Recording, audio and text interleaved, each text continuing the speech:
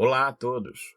Espero que esse vídeo alcance você e os seus em paz e saúde. Estou aqui para apresentar um curso de eletrônica. Um curso de eletrônica básico, fácil e prático. Fácil e prático por quê? Em todas as aulas, todos os vídeos, nós estaremos trazendo de primeira mão uma teoria. Essa teoria será toda trabalhada e em seguida essa teoria logo a prática. Prática mesmo de bancada. Nós vamos trabalhar na bancada a teoria dada antes. E nesse circuito vamos estudar aquilo que a teoria nos informa. Fazendo assim, consolidar e fazer concreto o conhecimento assimilado na teoria. Vamos também, sempre que possível, propor outros circuitos para você treinar em casa, fazer em casa, e na aula seguinte fazemos pequenas revisões daqueles circuitos dados. Assim, trabalhando, você vai crescendo e vai entendendo o que a eletrônica pode fazer, como ela faz e por que ela faz. Sabendo isso tudo, você vai se tornar capaz de, numa bancada, fazer reparações em equipamentos e também projetar equipamentos. No final do curso, eu quero que você esteja autônomo e vamos trabalhar isso. E autônomo para quê? Autônomo para poder fazer reparações e projetos, mas mais do que isso, autônomo para prosseguir no conhecimento. Você, depois de terminar o curso, vai ser capaz de pegar uma apostila, um manual técnico, compreendê-lo completamente e poder acrescentar a sua jornada àquele conhecimento. Crescendo profissionalmente assim, você vai trazer um futuro melhor para você e para os seus. A eletrônica é um mundo vasto, é um mundo grande, mas não pense que é um mundo inalcançável. Muitos colegas, muitas pessoas às vezes chegam para mim e dizem assim: mas a eletrônica é muito complicada, que isso não é.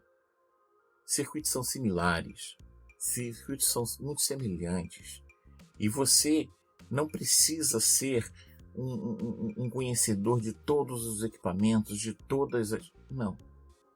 Se você conhecer os conceitos básicos da eletrônica, se eles forem bem concretos, se eles forem bem assimilados, se você conseguir compreender como funciona um circuito eletrônico e compreender como é que funcionam transistores, diodos, capacitores, resistores, corretamente, a olhar um esquema, mesmo que seja de um equipamento que você nunca tenha visto, você imediatamente vai começar a localizar os circuitos e vai começar a entender o que aquele equipamento faz, como faz, por que faz, quais as suas capacidades e como é que ele desenvolve aquilo.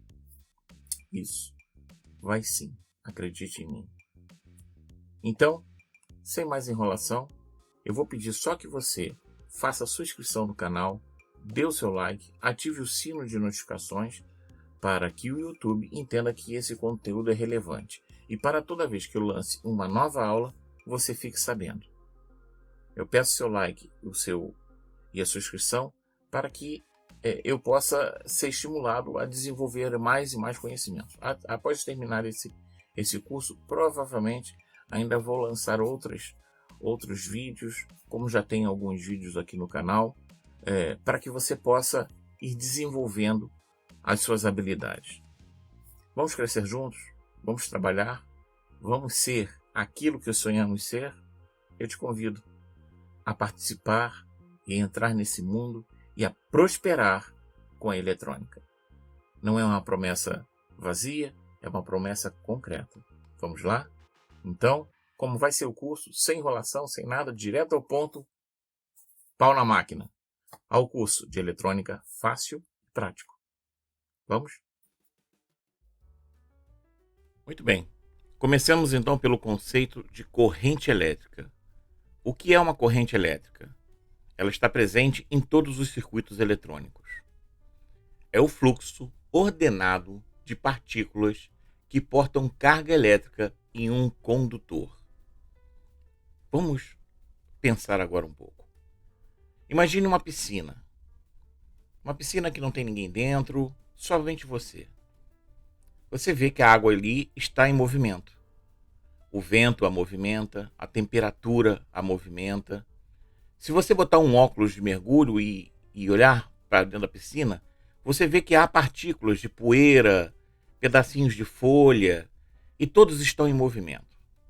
Só que há uma coisa comum a todas essas coisas se movimentando. Nenhuma delas segue um único caminho. Cada um vai para um lado. Há partículas de folha caindo, indo ao fundo da piscina, outras estão indo para a esquerda, outras para a direita. Imaginou esse cenário? Sim, assim é toda a matéria. Toda a matéria está em movimento. Quando você olha para o pedaço de uma rocha, ela está em movimento. Um pedaço de aço inerte ao chão, dentro dele, ele é como uma piscina. Tudo lá se movimenta. Veja agora essa imagem do átomo de cobre. Temos ao centro o núcleo, onde está a letra C e U, e à volta 29 elétrons em várias órbitas. Mas vamos nos concentrar na última órbita. Aqui tem apenas um átomo, representado na cor negra.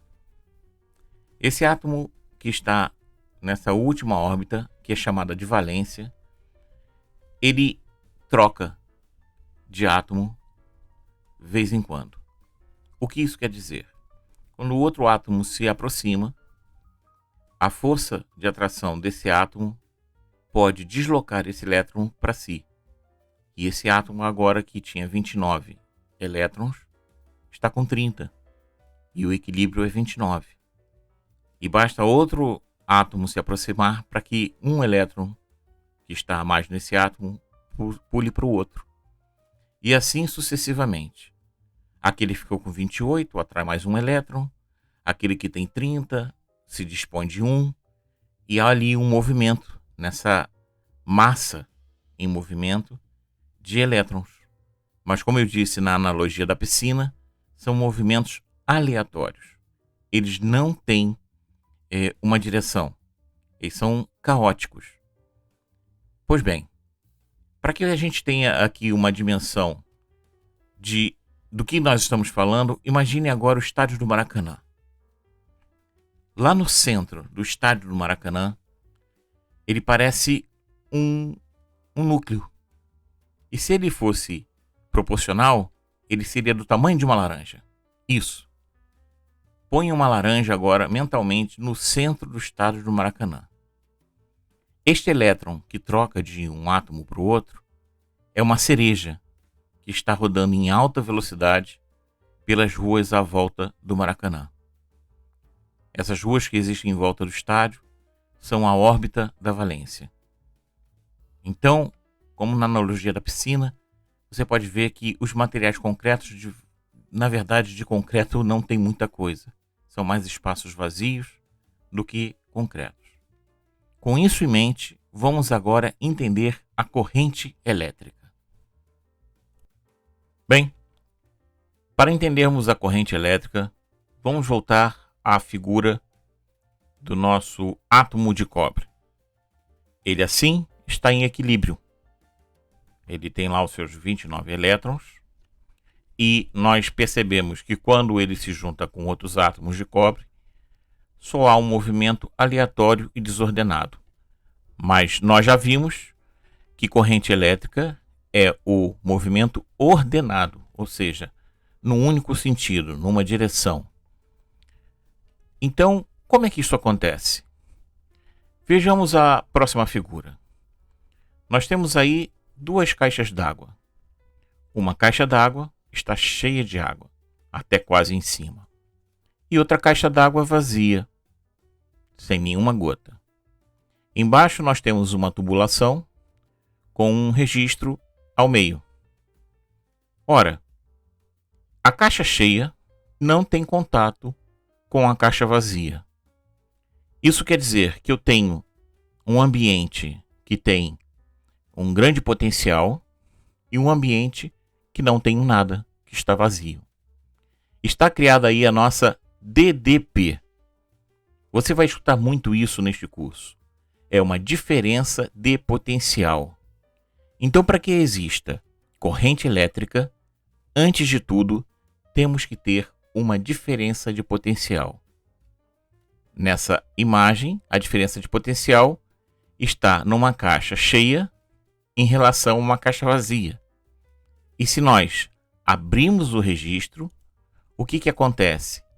Imediatamente, a água começa a fluir por essa tubulação e começa a encher a caixa que está vazia.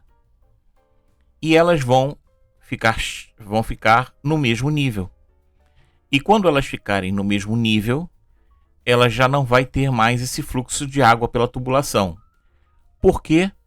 Porque o potencial das duas será igual. Estarão duas caixas ao meio. E aí não haverá mais a corrente de água ou, no caso que estamos estudando aqui, a corrente elétrica. Então você vê que para que haja uma corrente elétrica ou um fluxo de água pelo cano dessas duas caixas, é necessário uma diferença de potencial. Este é o primeiro conceito. Sabendo então que eu preciso de uma diferença de potencial, vamos analisar esta imagem. Temos agora aqui um condutor de cobre, um fio de cobre. Temos aí a capa do condutor e o núcleo feito de cobre. Vários átomos de cobre em linha dentro do núcleo, lá todos acomodados. Mas como nós sabemos, sem diferença de potencial, não há nenhuma movimentação em ordem. São átomos rolando de um lado para o outro, para cima e para baixo, sem nenhuma ordem.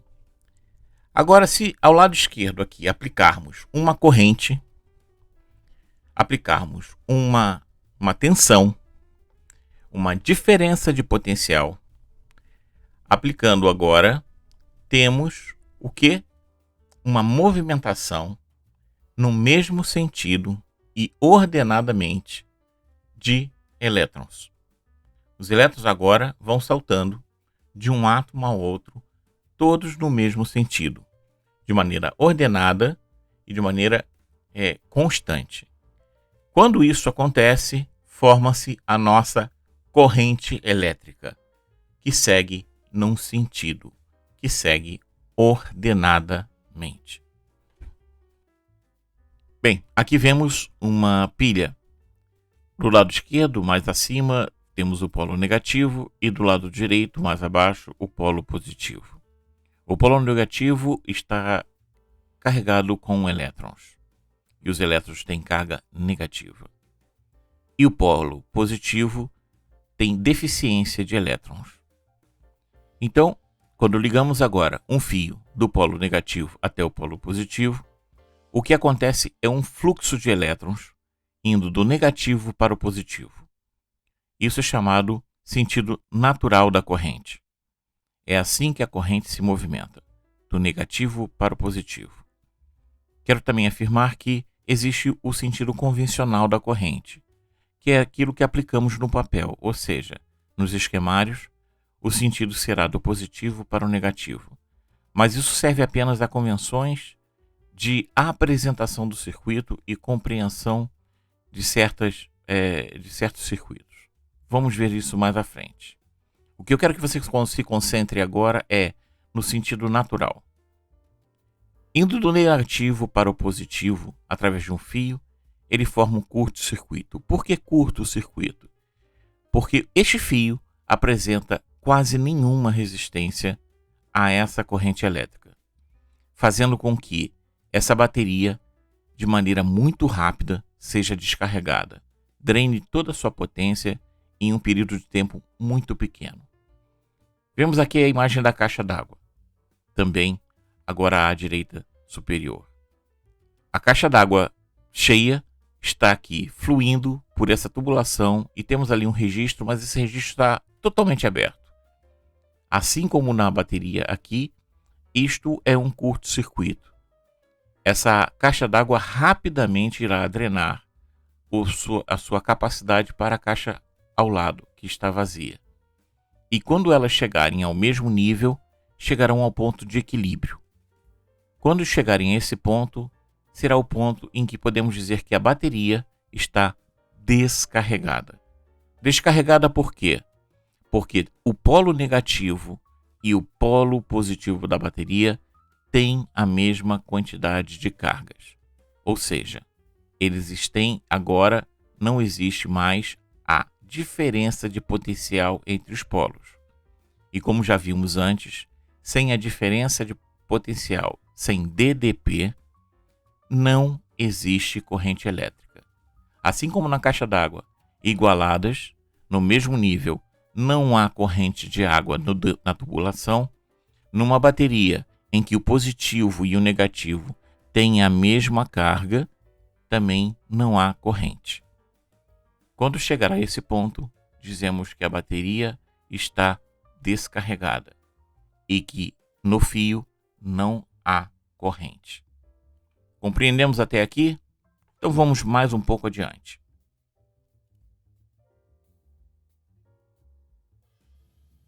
Bem, terminando a parte teórica, vamos iniciar a parte prática. Nós temos aqui 3 lâmpadas.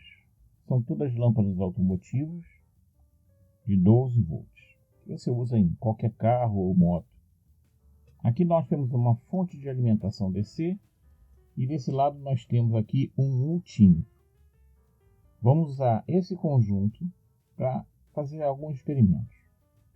Como eu falei para vocês, para que haja corrente elétrica é necessário que haja uma diferença de potencial, uma DDP. Ou seja, existe a necessidade que tenha um polo carregado com elétrons, que no caso é o fio preto desta fonte, e um polo carente de elétrons, que no caso é o fio vermelho, o positivo desta fonte. Qual é a DDP? A DDP é esta que está marcando aqui, 12,2 volts. Vamos ver isso no multímetro? No multímetro vamos colocar aqui na escala de voltímetro, selecionar para DC. Não se preocupe com todas essas coisas, porque durante o curso vou passando isso tudo para vocês.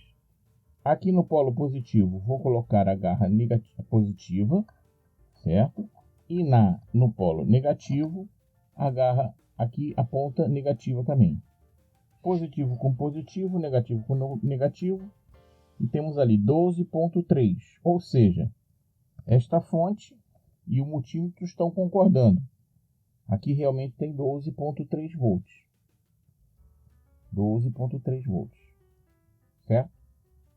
Dos dois. Agora, vamos fazer o seguinte. Já verificamos que a fonte está funcionando.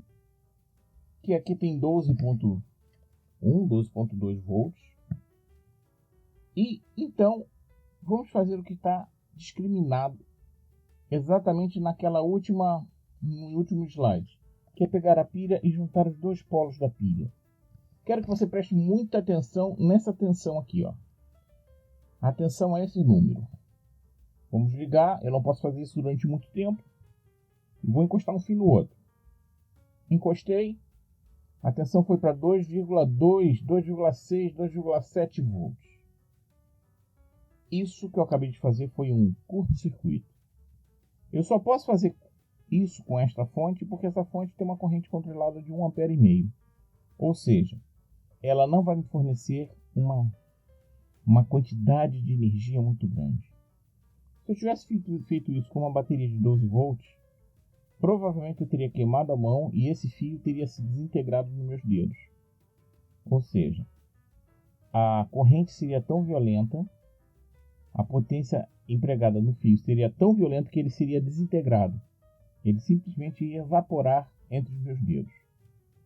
Um pequeno estouro ia acontecer e isso é o que ia acontecer. Destruição. O curto-circuito é uma prática, é um fenômeno não desejável no circuito eletrônico. Um curto-circuito sempre traz destruição do circuito. Tendo potência suficiente, sempre o circuito vai ser destruído por ele. O que é desejado no circuito eletrônico é um circuito eletrônico que tem uma carga controlada. E aí nós vamos ter agora as lâmpadas. Vejamos aqui. Aqui nós temos uma lâmpada de 12 volts de 5 watts. Então, nós vamos aqui encostar o polo negativo na carcaça da lâmpada e o positivo na parte de baixo, ou seja, no contato. A lâmpada acende. E vocês reparem lá que minha fonte continua fornecendo 2,2 volts.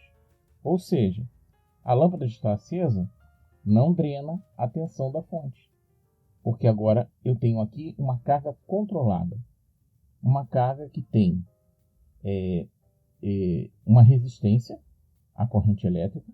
A corrente está fluindo por ela, mas não está fluindo de maneira livre.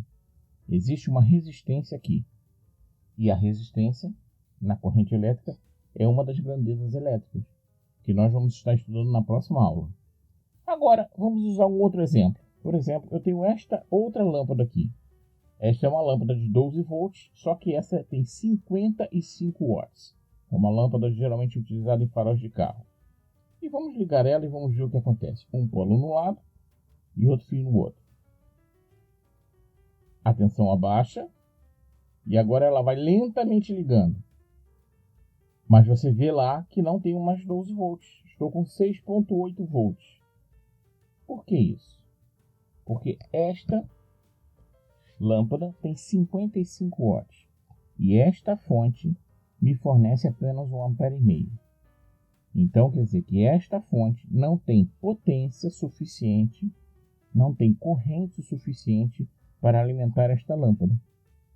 Então, estamos vendo um outro conceito aqui, que eu não preciso apenas só de tensão, eu preciso também de corrente, ou seja, eu preciso de amperes suficientes para alimentar a lâmpada. A DDP, tensão, é medida em volts e a corrente elétrica é medida em ampere. Então, já descobrimos duas coisas. Não se preocupe ainda, isso aqui é só para que você vá se fixando. Na próxima aula, nós vamos estar esmiuçando esses conceitos. Mais uma coisa interessante que eu vou mostrar para vocês. Aqui eu tenho uma lâmpada também. Só que essa lâmpada não é com filamento resistivo. Ela é uma lâmpada LED. E LED são diodos. É um tipo de componente elétrico que nós vamos estudar. E o diodo tem uma característica muito interessante. Ele é chamado de semicondutor. Por que semicondutor? Porque ele conduz corrente elétrica. Mas ele conduz corrente elétrica num sentido. No outro não. É como se fosse uma rua de mão única. Isso aqui é uma rua de mão dupla. É uma avenida. Os carros, os elétrons, podem andar na mão e na contramão, né? Isso aqui também é uma rua de mão dupla. É uma lâmpada com um filamento resistivo.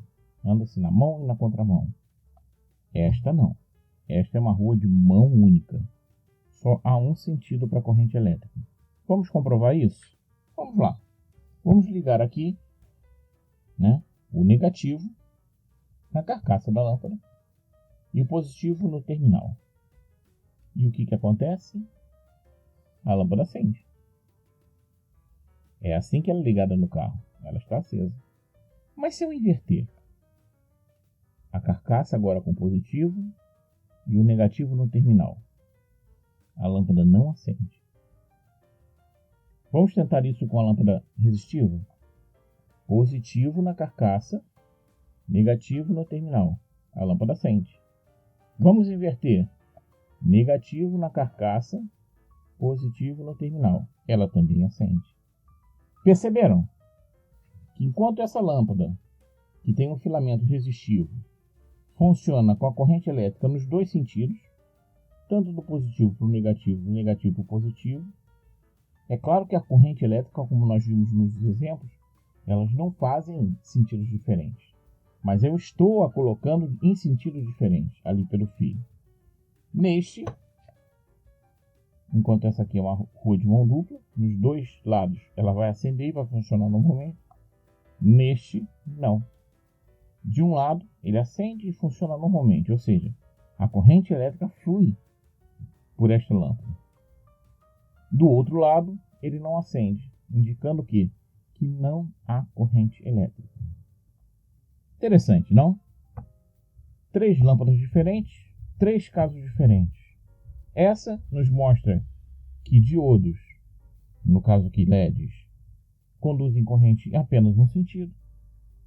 Esta nos mostra que essa minha fonte que tem 12 volts por 1,5 ampere, é perfeitamente aplicável para acender essa lâmpada, mas que para acender essa lâmpada que é mais potente já não é aplicável. A tensão é a mesma, as duas são 12 volts, só que essa é 5 watts e essa é 55 watts. Para ligar essa lâmpada eu precisaria de uma fonte de pelo menos 3 amperes. 3, deixa eu fazer as contas aqui, 4 amperes para ligar essa lâmpada em perfeita harmonia. Ou seja, há vários fatores que nós vamos estudar e aplicar na próxima aula. Por isso, eu falo para você, dê o seu like aí no vídeo, inscreva-se, veja o sininho de notificações, que na próxima aula nós vamos estudar as grandezas elétricas e voltamos aqui para a bancada para verificar outras situações.